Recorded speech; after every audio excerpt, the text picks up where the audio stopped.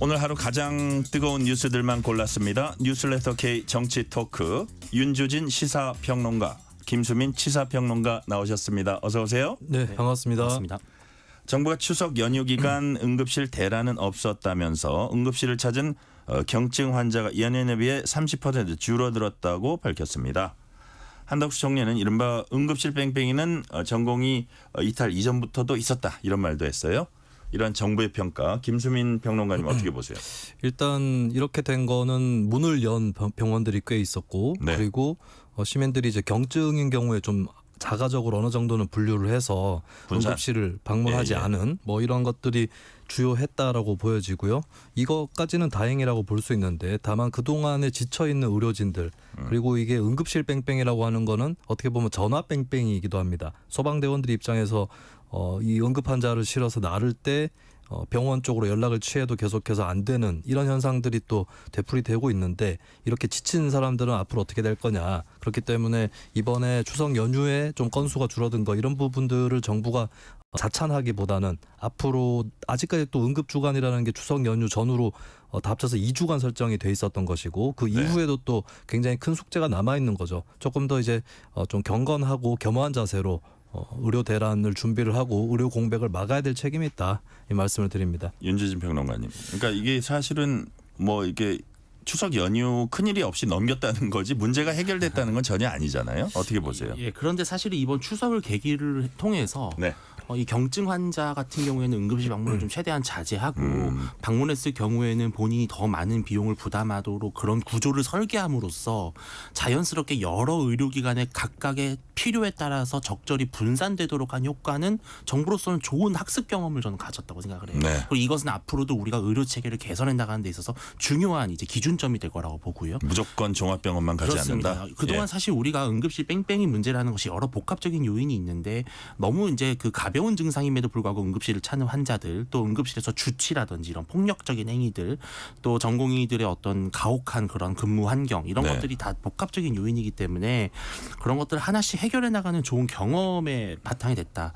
그리고 두 번째는 이번에도 물론 어떤 응급실 뺑뺑이 사례가 있었습니다만, 네. 뭐 이제 뭐가 좀 골절도 있었고요, 또 이제 분만의 문제도 있었는데, 사실 그러한 사례들은 꼭 이번 의료 대란 혹은 의료 공백에 따른 것이라기보다도 그 지역의 특수성, 또 해당 그 증상을 해소하기는 좀 어려웠던 그런 여러 가지 요인들 때문이지, 특별히 어떤 지금 현재 의료 공백, 의정 갈등 때문으로 보기엔 또 어렵기 때문에 비교적 슬기롭게 잘 헤쳐나갔다. 근데 이제 정부가 자화자찬으로 가게 되면 오히려 이제 정부와 민심 간의 괴리가 있을 것이고요. 네. 다행히 잘 극복했다라는 차원이고, 앞으로 우리 의료 체계를 개선해 나가는 데 있어서 이번 추석 기간에 있었던 일들이 좋은 밑바탕이 됐으면 좋겠다, 이렇게 평가하고 싶습니다. 네. 연휴 기간 한동훈 대표는 의료계 만나서 협의체 참여 당부했고요. 이재명 대표는 종교계에게 의정 갈등 중재를 요청하기도 했습니다. 의사협회 등 의료계는 여야 의정 협의체 참여에 여전히 부정적입니다. 의료계가 테이블에 앉으려면 김수민 평론가님, 네. 어떤 조치가 있어야 합니까? 저는 일단 2025학년도 입시에 대해서도 얘기는 해보자라고 운을 띄우는 게 맞다고 봅니다. 어차피 그게 힘들다면 혹은 불가능하고 바람직하지 않다면 그건 네. 테이블에서 얘기를 해도 되는 부분이고, 국민 여론 또 그건 힘들지 않을까라는 분들이 상당히 많을 거예요. 그럼 그 여론을 등에 업고 설득을 해볼 수 있는 그런 장을 마련하기 위해서라도 2025학년도 입시에 대해서도 일단은 터놓고 얘기를 하는 것, 이게 중요할 거라고 봅니다. 그리고 가급적이면 당연히 시작을 할 때 의료계 유력 단체들이 많이 들어온 상태에서 시작을 하면 좋은데, 근데 저는 너무 안 들어오면 정치권에서 어느 정도는 계몽발차에 운을 띄울 필요도 있다. 정말 안 들어오면, 정말 우리가 많이 참았는데 그래도 안 들어오시면 우리끼리 시작을 하겠다라고 운을 띄울 필요도 있다고 보고요. 다만 그럴 때는 중요한 것은 의료계 단체가 안 들어온다면 다른 단체, 다른 시민들이라도 들어올 수 있도록, 예를 들면 환자 단체도 있을 수 있고, 네. 그리고 예전에 국회에서 시도했었던 공론화 절차, 그러니까 선거제도나 국민연금 관련해서 시도를 했었고, KBS도 생중계를 하지 않았습니까? 그런 공론화 절차, 그러니까 국회를 통해서 공론화 절차에 본격적으로 들어가는 이런 것들도 준비를 해볼 필요가 있다. 왜냐하면 그렇게 더 명실상부한 공론화 절차를 만들 경우에 의료계에서는 불참을 하게 됐을 경우에 부담이 더 커진다는 압박이 것을 커진다. 그렇죠. 그렇게 생각을 하실 수 있고 또 저게 오히려 들어가서 얘기를 해야 된다라고 하는 의료계 내부의 대화파들 입장에 더 힘이 실릴 수도 있다. 그런 차원에서는 만약에 개문 발차를 시도하게 된다면 더 풍성한 절차, 더 큰 테이블을 준비할 필요가 있다. 이런 생각을 합니다. 지금 윤주진 평론가님, 김수민 평론가님은 의료계를 최대한 설득해서 빨리 들어오게 하되 안 들어오면 개문발차라도 하면서 다양한 방식으로 이제 좀 압박을 해서 들어오게 한다. 동의하십니까? 저는 무작정 기다릴 수만은 없다. 특히 전공의 비대위 같은 경우가 지금 가장 핵심 키맨이라고 볼 수 있는데요. 네. 전공의들이 들어오지 않는다고 해서 이 문제를 해결하는 대화의 장을 열지 않는 것은 무리가 있습니다. 특히 오늘 이제 의협신문의 보도에 따르면 교수들도 오늘 밤 논의를 이어간다고 하는데 네. 사실 전공의들의 복귀가 가장 중요한 핵심 변수잖아요. 근데 전공의들이 복귀하지 않는 여러 이유들이 있지만 그중에 물론 의대 정원의 문제도 있습니다만 그동안 전공의들의 주 80시간 노동에 비해서 너무나 열악했던 어떤 보상의 문제, 처우 문제, 또 수련병원에서의 과정의 어떤 불가피한 노동력이 이제 전가되는 문제도 있고요. 또 기존의 교수들과 전공의들의 갈등도 있습니다. 예. 저는 지금 20대, 30대 위주의 이른바 MZ 세대로 일컬어지는 전공의들이 이 지금 과거의 그런 기계적이고 반복적인 수련 절차를 넘어서는 새로운 어떤 환경의 전공이 그것을 마련해 주는 것도 되게 중요한 부분이라고 생각하거든요. 예. 저는 그래서 말씀하신 대로 일단 의대 교수들이라도 먼저 참여를 한다면 그 교수들이 기꺼이 전공의들에게 무엇을 줄 수 있을지 논의하고 근데 다만 저는 2025년 의대 정원 문제에 있어서는 정부가 이렇게 좀 선을 많이 긋는 모습은 자칫 이것을 갖고 갑론을박하는 모양새가 되면 네. 이것 때문에 안 들어오는 것처럼 또 보일 수가 있거든요. 예, 예. 저는 그런 차원에서 정부는 이 부분에 대해서는 명확히 선을 긋되 나머지 부분에 대해서는 완전히 열린 자세로 하는 것이 더 협의를 앞당길 수 있는 방안이 아닌가 생각을 합니다. 네. 자, 윤석열 대통령이 오는 24일에 한동훈 대표를 포함한 국민의힘 지도부 초청해서 만찬 함께 하기로 했습니다. 한 차례 이제 연기됐다가 열리게 된 건데. 자, 윤주진 평론가님. 이번 만찬 회동의 의미 뭡니까? 솔직하게 말씀을 드리면은 여당과 정부의 지지율이 함께 빠지는 예. 이제 커플링 현상 때문에 커플링인데 좀 안 좋은 커플링이네요. 예, 하락세 커플링이죠. 그래가지고 이 공동 위기 의식이 지금 번지는 것 같아요. 특히 의대 문제와 또 김건희 여사의 행보를 둘러싼 어떤 국민적인 어떤 논란 문제, 또 네. 특검법 처리라든지 추석 연휴가 끝나자마자 바로 이 강대강 대치가 시작되는데 지난번 한 차례 만찬이 미뤄졌고 네. 그 이후에 이른바 친윤 최고위원을 콕 집어서 불렀다. 뭐 이런 이제 논란까지 있다 보니까 네. 여당과 정부가 좀 같이 비판을 받는 모습이거든요. 빨리 그 만찬이라도 앞당겨서 잡아서 정부 여당이 한 마음 한 뜻으로 뭔가 위기에 대처해 나간다. 또 대통령 순방 성과에 대한 또 브리핑도 들을 것이고요. 그런 모습들을 좀 마련하고자 좀 서둘렀지 않았나 이렇게 생각을 합니다. 그러니까 이게 위기 의식의 반영이고 그냥 뭐 만나서 밥 먹는 게 아니라 뭔가 이제 핵심 현안을 한번 해결하는데 머리를 맞대보자 이런 차원이다라는 말씀이신데 윤진진 평론가께 하나만 더 예. 여쭤볼게요. 자, 가장 큰 문제가 이제 의대 증원 문제인데 지금 그러니까 의료 공백, 의정 갈등 문제죠. 지금까지 이제 정부와 한동훈 대표와의 시각차, 대통령실과 한동훈 대표의 시각차가 분명히 보여졌거든요. 예. 그렇다면 이번에 만나서 좀 그런 어떤 해결의 탈출구, 첫 단추라도 풀 수 있을 것으로 좀 기대가 되시는지 어떻게 보세요? 정원 문제가 가장 핵심 주제겠죠. 네. 그런데 지금 정부는 2025년 정원에 대해서만큼은 단호합니다.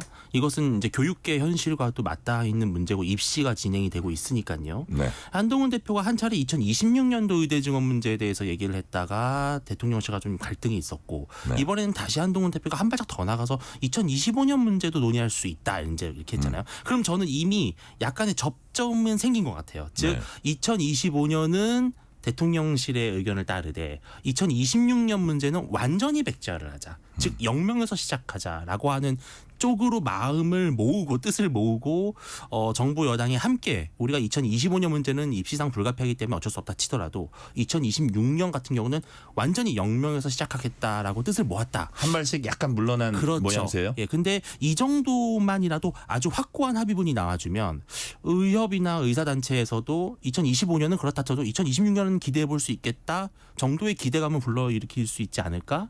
뭐 그런 희망을 가져봅니다. 근데 이제 이게 2025년을 일단 좀 닫고 뭐 이렇게 하니까 또 의사단체 여러 단체들이 있는데 그중에 일부가 호기심을 보이고 관심을 보이다가 또 뒤로 발을 뺐어요.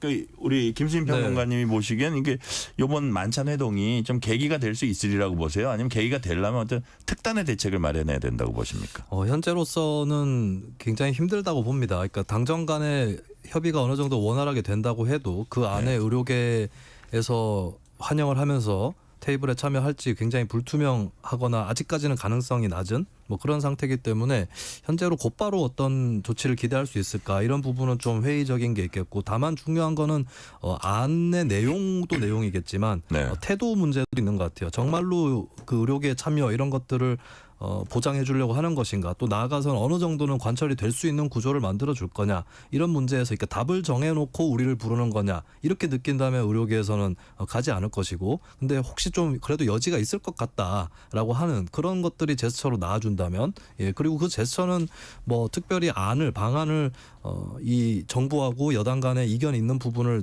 다 봉합하진 않는다고 해도 네. 어느 정도의 좀 자세의 어떤 통일 이런 것만 구축이 된다고 해도 조금은 더 진전될 가능성은 커지지 않을까 이렇게 봅니다. 근데 다만 바로 이렇게 대통령하고 여당 대표 만난다고 해서 뭐 크게 이게 좀 열세가 될 수 있을 거냐 이거는 현재로서는 회의적이죠. 네. 자, 윤석열 대통령이 오늘 체코 방문을 위해 이제 출국을 했습니다. 체코 원전 수출 문제 마무리하는데 이제 외교력을 모으는 게 가장 큰 그 목적인데 사실 이제 국내적인 현안도 많은데 김수민 평론가님 네. 외교는 또 외교죠. 그 외교대로 또 해야 된다. 근데 지금 뭐 워낙 그 여러 현안 갖고 여야가 대치하고 있으니까 밖으로 나가는 것도 좀 비난의 대상이 되나 봐요. 민주당에서는 어떻게 네. 보고 있습니까?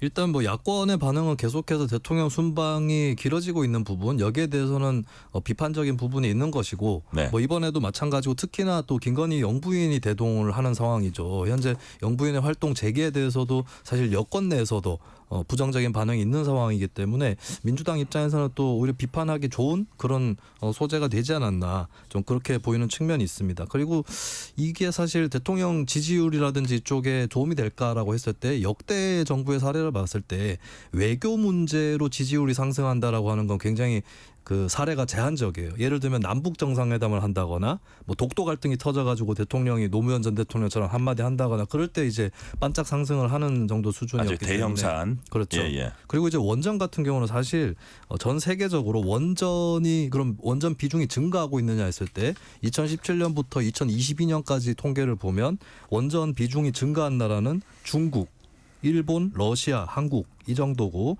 미국, 서구 뭐 유럽 국가들 상당수 특히 선진국에서는 오히려 비중이 줄어들었습니다. 그러니까 국민들 입장에서도 물론 원전이 필요하다고 느끼는 국민도 많겠지만 근데 원전 이게 진짜 막 4차 산업혁명 이런 그 새로운 산업이냐라고 했을 때 그런 첨단의 이미지를 주는 것이냐 저는 윤석열 정부에서 발표했었던 산유국 관련 발표하고 비슷한 인상을 줄 거라고 보여주거든요. 네. 그런 의미에서는 이게 특별하게 경제 성장이나 여기에 도움이 될까 여기에 대해서 그 국민들이 큰 감흥은 없지 않을까 뭐 그런 생각이 듭니다. 윤주진 평론가님은 원전 세일즈 외교 어떻게 평가하세요? 그리고 기본적으로 국익을 위해서는 반드시 필요한 부분이고 최근에 미국의 이제 웨스팅하우스라고 하는 기업이 다소 억지에 가까운 목리를 부리고 있단 말이죠. 이미 2007년도에 한국형 원전을 마음껏 수출할 수 있도록 계약이 맺어졌고 이 웨스팅하우스 같은 경우는 현재 거의 사모펀드에 지금 소유가 돼서 네. 이 몸값 부풀리기 아니냐라는 그런 의심도 많은 상황인데 그래서 야권이 아쉬운 점은 이렇게 원전 동맹이 사실은 24조 낙수 효과가 상당한 것이고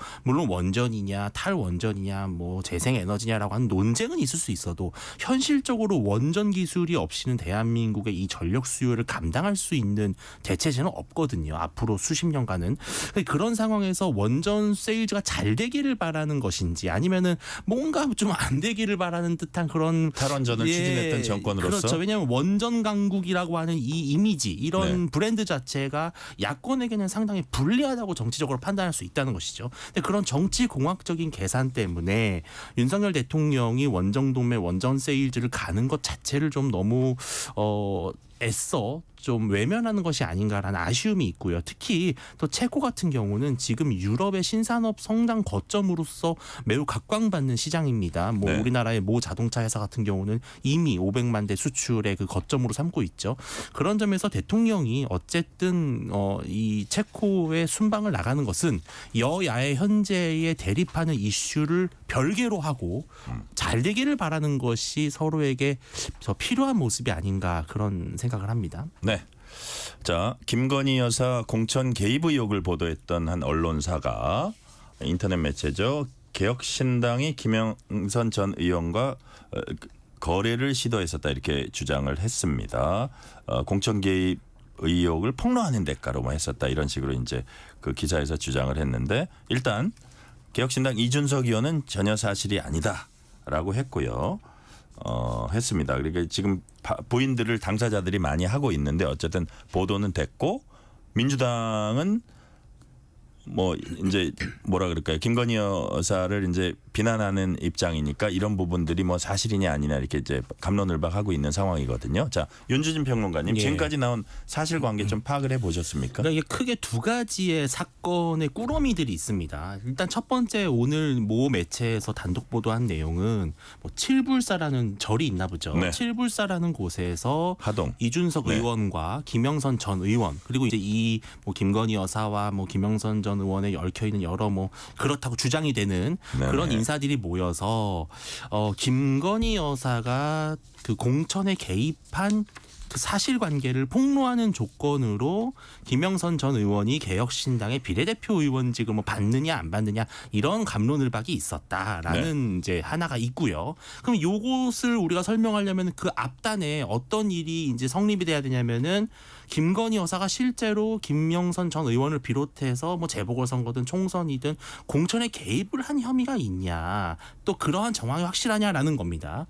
이제 이거의 키맨으로 뭐 명모 씨가 네네. 이제 얽혀 있는 겁니다. 그런데 일단 팩트는 김영선 전 의원 측이 이러한 텔레그램 내용을 갖고 개혁신당에 뭔가를 얻어내려고 했던 것은 사실인 것 같아요. 그런데 두 번째 팩트는 이준석 의원이나 김종인 전 위원장은 이게 좀 얘기가 안 된다라고 좀 판단을 한 것 같고 특히 이준석 의원은 아주 명확하게 공천 개입으로 보기는 좀 어렵다라고 판단을 한 네. 것이죠. 또 그것은 여러 사람이 그렇게 판단을 했다는 겁니다. 근데 여기까지는 팩트인 것 같아요. 근데 실제로 김건희 여사가 김영선 전 의원 공천에 개입을 했다, 당무에 개입을 했다, 또 그 중간에 껴있는 명모 씨가 했다라는 그런 여러 가지 말들 뭐 내가 김건희 여사한테 확인을 했다, 윤석열 대통령 이것 또한 팩트로 보기는 좀 어렵거든요. 일반적인 어떤 뭐 허풍일 수도 있는 것이고 또 여당의 표현대로 하면 약간 허장성세에 가까운 것일 수도 있고요. 저는 지금 현재 팩트와 논란이 지금 너무 중첩돼 있고 김건희 여사가 실제로 개입을 했는지 여부는 아직까지는 전혀 나온 물증도 없고 뭐 정황도 객관적이지가 않아요. 일반적인 주장들만 있는 것인데 어쨌든 개혁신당에서 비례대표를 받으려고 그러한 소재를 갖고 접근했던 것은 이제 팩트다. 이것이 이제 논란이 되고 있는 것이죠. 자, 이제 두 번째가 개혁신당과 김영선 의원. 네. 첫 번째가 김영선 의원과 김건희 여사. 예. 자, 두 사안이 얽혀 있는데 지금 오늘 그 김건희 여사 특검법 보니까 그 첫 번째 사안인 네. 뭐 공천 외압 의혹이 들어갔더라고요. 네, 그래서 네. 그게 사실 지금 윤주진 평론가님 말씀에 따르면 사실 객관적인 어떤 팩트로서는 지금 많이 부족한 상황이라고 하는데 그래도 일단 특검의 내용이 들어갑니다. 네. 그래서 김건희 여사 관련해 뭐가 나오면 일단은 지르고 보는 게 아니냐 이런 그 볼멘 소리가 또 여권 네. 쪽에서 나와요. 어떻게 보세요? 근데 의혹이라는 게 지금까지 여러 가지가 계속 튀어나왔고 또 일부는 이제 시간이 어느 정도 있었는데도 수사가 제대로 되지 않은 이런 것들은 이제 기본적으로 포함이 되는 거고 이게 계속해서 나오니까 네. 이게 사실 이게 뭐 기소를 한다기보다는 수사를 하는 거고 수사는 이제 사실관계를 확인을 해보는 거죠. 사실 진짜 팩트가 부족하다면 수사를 하더라도 초반에 이거는 무혐의다라고 하는 판단이 나올 거예요. 그런 의미에서는 이게 뭐 탄핵 소추와 같은 그런 사안이 아니라 수사의 사안으로 보는 것이기 때문에 네. 그리고 워낙에 많은 의혹들이 한꺼번에 쏟아져 나오고 있고 이것을 이제 통제적으로 사실 국민들이 좀 문제라고 인식하는 분들이 많은 거거든요. 그런 의미에서는 이제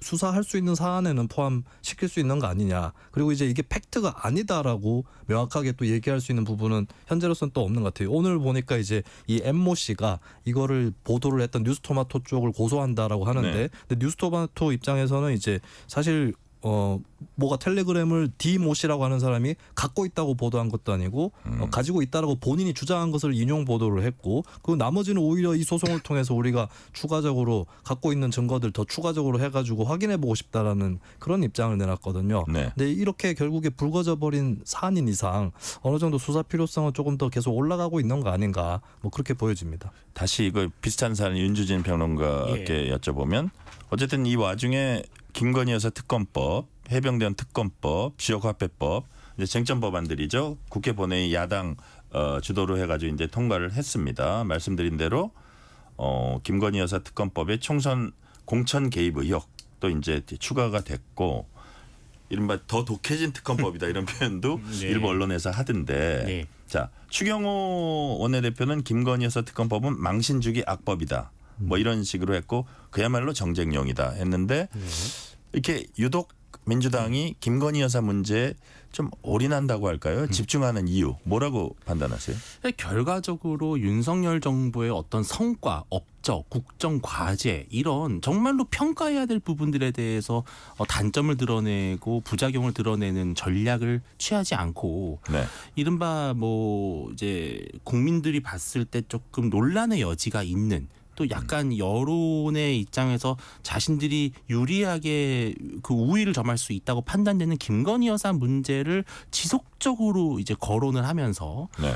윤석열 대통령을 이 김건희 여사의 완전히 뭐 V1, V2 이런 권력 서열 논란까지 노골적으로 언급을 하는 것은 결과적으로 이 윤석열 정부에 대한 이미지를 계속해서 이 깎아내리기 위한 하나의 정치적인 정치 공세의 수단으로 삼아버린 것 같아요. 네. 저는 이것이 오늘 뭐 이제 미국 정부가 금리를 인하했습니다. 아주 우리나라로서는 아주 폭탄과 같은 그런 일들이잖아요. 네.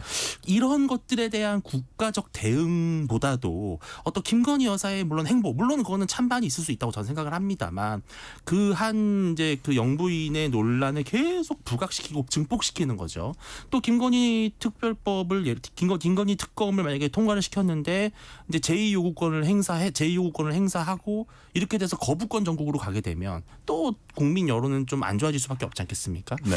이것이 과연 대한민국 지금 민생 현안이라든지 의료 공백 해소라든지 여러 산적한 민생 현안에 얼마나 도움이 되는가 좀 그런 아쉬움이 있는데요. 결국은 다람쥐 쳇바퀴 돌듯 계속 반복되는 이 정국이 국민들에게 상당한 피로감을 줄 것이라고 보입니다. 네. 김수민 평론가님께 이 질문 드릴게요. 지금 말씀한 이제 김건희 여사 특검법을 포함한 특검 공세 야당에 플러스 야당이 또 하는 게 이제 어떤 검사 탄핵 추진 이런 것도 이제 잇따라 하고 있는데 이런 것들이 결국은 이재명 대표 방탄용이다. 무슨 얘기냐면 나중에 불리한 판결이 나오면 여기에 불복하기 위해서 미리 사전 조치를 하는 포석이다. 네. 이런 비난에 대해서는 어떻게 판단하세요? 근데 불리한 판결이 나온다고 해서 불복이 되나요? 그 판결은 바로 적용이 되는 것이고 그러니까 민주당에서 추진하는 법안이 이재명 대표에 대한 수사라든지 재판 이런 것들을 중단시킨다거나 못하게 한다거나 혹은 유죄를 무죄로 뒤집는다거나 이런 내용은 없거든요. 그러니까 검사 탄핵이라는 것도 그나마 논란이 되는 게 이제 검사 탄핵인데 검사 탄핵은 현재 더 진척이 되고 있지는 않습니다. 네네. 일단은 지난번에 이정석 검사 탄핵 기각 이후에 민주당도 조금 더 보고 있는 신중해진 모드로 가고 있는 거고 나머지 김건희 영부인 특검법이라든지 최병 특검법 이거는 권력의 작용에 대한 그러니까 현재 권력에 대해서 검사들이 제대로 수사를 하지 못한다라는 측면 그리고 최병 특검법은 대통령 본인도 의혹에 연루가 돼 있고 이런 부분들을 처리한다고 해서 그런 방탄이냐. 그렇게 친다면 윤석열 대통령이 거부권 행사하는 거는 더더욱 방탄인 것이죠. 그래서 그거를 방탄용이라고 몰아붙여서는 안 된다. 예를 들면 최혜병 특검법이나 김건희 영부인에 대한 특검법 여론조사 결과들 쫙 살펴보면 민주당 지지율보다 더 높게 나타나요. 그러니까 민주당을 지지하지 않는 국민들 상당수도 이 법안들에 창성하고 있다는 건데 그럼 그 국민들도 이재명 대표 방탄에 나서고 있는 거냐. 그게 아니라는 거죠. 그런 식으로 저쪽에서 저 얘기를 하는 것은 자기들 문제를 막기 위해서야라고 자동적으로 규정하는 것. 이거야말로 방탄 논리가 된다. 이거를 여권에서는 그 논리로 방어해서는 안 된다는 거를 명심을 해야 될 겁니다. 네. 윤준희 평론가님 예를 들어서 1심이 나왔는데 민주당이 정말 이건 잘못된 판결이다 하면 2심 3심에 영향을 미칠 수도 있다고 보세요. 근데 결과적으로는 아까 물론 검사 탄핵 같은 경우는 워낙 뭐 소위 말하는 좀 헛발질 같은 비슷한 실수를 하는 바람에 민주당의 명분이 많이 깎인 것은 맞는데 기본적으로 민주당 야권에서는 지금 민주당 의원들을 수사하고 있는 것이라든지 뭐 문재인 전 대통령에 대한 수사라든지요. 여러 가지 그 야권에 관련된 사법 리스크를 약간 보복하는 방식으로 검사 흔들기를 하고 있고 또 이에 더 나아가서 사법부까지 판사 탄핵이라고 하는 수단까지 사용하면서 사실상의 좀 사법 방해 비슷한 수준으로 권한을 남용하고 있다 이런 비판이 많이 있거든요. 네. 근데 지금 이런 여러 가지 특검 정국으로 계속해서 가는 것과 또 탄핵 정국으로 가는 것은 1심 재판이 나왔을 때 1심 판결이 나왔을 때 불리하게 나왔을 때 더 공포 분위기를 조성하기 위해서 계속해서 국회 내부의 어떤 대립 구도를 더 장기화시켜 나가는 지금 여야가 합의를 해나가도 모자랄 판에 계속 파국으로 치닫도록 하는 그러한 정치적 수단으로 지금 삼는 것이 아닌가 하는 생각이 듭니다. 네. 자, 홍준표 대구시장이 문재인 전 대통령 일가에 대한 검찰 수사와 관련해서 이런 얘기했습니다. 자신도 문 전 대통령이 들어갔으면 좋겠다면서도 아무리 그래도 이번 수사는 경상도 사투리로 꼴잡하다. 다시 말해서 치사하다 이렇게 네. 거듭 비판을 했습니다. 김수미 평론가님 이거 무슨 뜻인지 좀 설명을 해주세요. 꼴잡하다. 저도 경상도 출신인데 네. 저도 잘 모르는 단어입니다. 이 경상도 내부에서도 또 지역적으로도 사투리의 조금 차이가 다른가 있고 보죠? 또 세대적으로도 어휘를 쓰는 게 많이 달라서 예, 예. 저도 처음 들어보는 단어긴 한데 이제 홍 시장 발언은 이게 예전에 북원추 논란이라고 있었어요. 네. 그래서 뭐 한국하고 이제 북한하고 남북 정상회담 할 때 USB를 그때 전달을 해준 건 맞죠? 문재인 대통령이 이제 북한 경제 발전이나 이런 데 아이디어로 쓰라고 뭐 대충 그런 취지로 전달을 해준 건데 그 안에 이제 뭐 북한의 원전 관련한 어떤 기술이나 정보 이런 것들이 또 들어있다 이런 의혹이었던 건데 그거는 이제 수사할 필요가 있다 네. 이렇게 또 홍준표 시장이 강조를 하는데 반면에 최근에 하는 그 사위 관련한 항공사 특혜 채용 의혹에 네. 대한 수사에 대해서는 어디 할 게 없어서 딸내한테 살림 좀 보태준 거 그걸 갖다가 수사 대상으로 삼아서 그래서 내가 보면서 꼴잡하다 경상도 말이 그런 게 있습니다. 이렇게 얘기를 라고 했군요. 했습니다. 네. 자, 윤진 평론가님 보시기에 어디에 방점이 찍혀 있다고 보십니까? 수사를 하지 말라는 겁니까? 아니면 수사를 하려면 훨씬 더 중차대한 문제를 하라는 겁니까? 이제 홍 시장께서 네. 과거에 조국 수홍이라고 하는 별명이 붙은 적이 있어요. 조국 수홍. 예, 그러니까 조국 전 장관에 대해서 윤석열 검찰 당시에 그 수사가 예. 뭐 조금 좀 과도했던 거 아니냐, 너무 가족까지 털었던 거 아니냐라고 해가지고 이게 조국 수호대랑 홍준표 시장님의 홍 씨를 붙여서 수홍. 조국 수홍이라고 해서 아주 보수층에서 문매를 맞고 아, 그랬던 결국은 적이 물러났어. 본인이 물러나야 했었죠.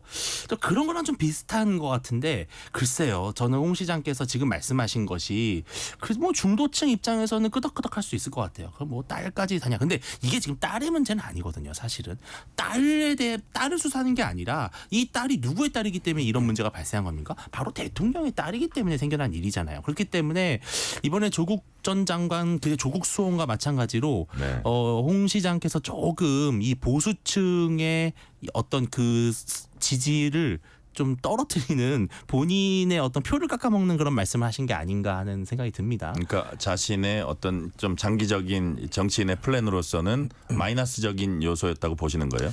저는 문재인 전 대통령에 대해서 분명히 문재인 청와대에서 있었던 여러 가지 일들이 제대로 밝혀지지 않은 것들, 뭐 통계 조작도 있었고요. 네. 또 울산시장 선거 개입 사건도 있었고 좀 뭔가 좀 찝찝하게 남아있는 게 많다. 그런 개운하지 못한 것에 대해서는 분명히 국민들도 엄정한 수사가 필요하다고 저는 볼 것이라 봅니다. 네. 네. 오늘은 여기까지 말씀 듣겠습니다. 윤주진 시사평론가, 김수민 시사평론가였습니다. 말씀 감사합니다. 네, 고맙습니다. 감사합니다. 실시간 교통 상황 알아보겠습니다. 라디오 교통정보센터 서울